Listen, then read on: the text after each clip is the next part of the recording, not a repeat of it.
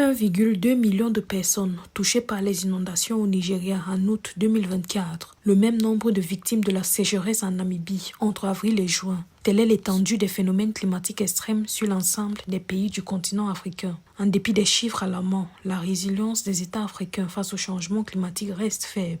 En effet, les pays ne consacrent que 1 à 4% de leurs budgets nationaux à la riposte contre les catastrophes naturelles, principalement celles liées au changement climatique. We urge you, our parliamentarians, to continue championing effective.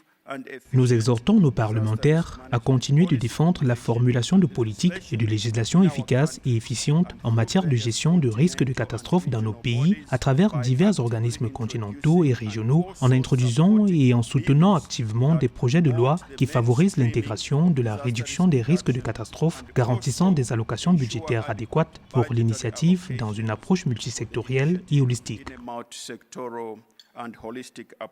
Le défi de la préparation des États africains aux événements climatiques extrêmes réside dans la collecte de données.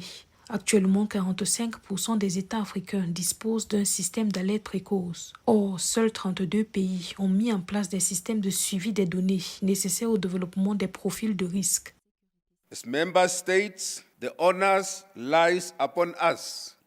En tant qu'État membre, c'est à nous l'honneur de veiller à ne pas être pris au dépourvu ni préparé. Nous devons honorer le changement de paradigme consistant à être proactif et non réactif dans nos engagements visant à faire face à ces graves risques de catastrophes et à renforcer la résilience de nos pays afin de protéger nos communautés et garantir que nos aspirations de développement à long terme ne déraillent pas.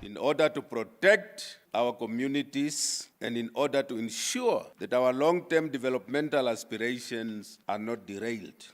Les pays membres de l'Union africaine ont signé le cadre d'action de Sendai pour la réduction des risques de catastrophes 2015-2030. Par ailleurs, l'organisation panafricaine s'est dotée du cadre africain pour les systèmes d'alerte précoce multirisques et l'action précoce, à travers lequel elle invite les communautés économiques régionales, les autorités locales et le secteur privé à l'action.